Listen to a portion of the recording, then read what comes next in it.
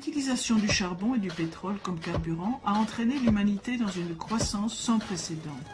Même un taux de croissance faible finit par entraîner une forte augmentation. À un taux de croissance de 1%, une économie double en 70 ans. À un taux de 2%, elle double en 35 ans.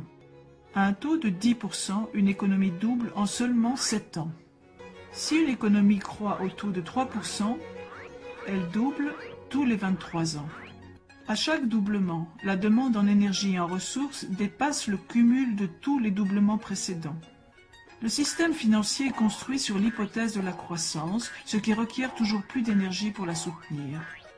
Les banques prêtent l'argent qu'elles n'ont pas et ce faisant, elles le créent.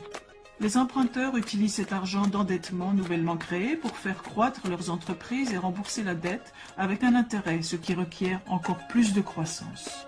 L'essentiel de l'argent en circulation correspond à une dette avec des intérêts à la clé. Sans l'apport continuel de nouvelles générations d'emprunteurs pour produire de la croissance et donc payer ses dettes, l'économie mondiale s'effondrerait. Comme une chaîne de Ponzi, le système doit croître ou mourir.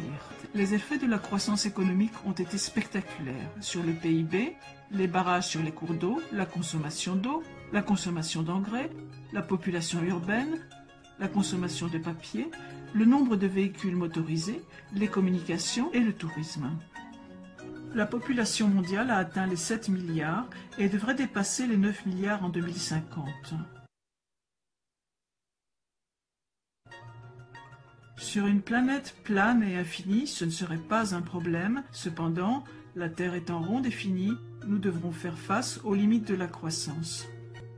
La croissance a entraîné une surconcentration en oxyde nitreux et en méthane dans l'atmosphère, la destruction de la couche d'ozone, la déforestation, une augmentation de la surface terrestre occupée par l'humanité et l'extinction de nombreuses espèces.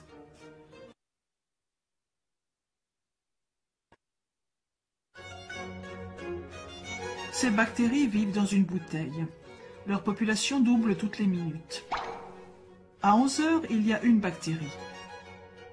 À midi, la bouteille est pleine. Elle est à moitié pleine à 11h59, laissant juste l'espace nécessaire pour un doublement de plus. Les bactéries, sentant le danger, cherchent de nouvelles bouteilles et en trouvent 3. Elles pensent avoir réglé leur problème. À midi, la première bouteille est pleine. À midi 1, la seconde bouteille est pleine. À midi 2, toutes les bouteilles sont pleines.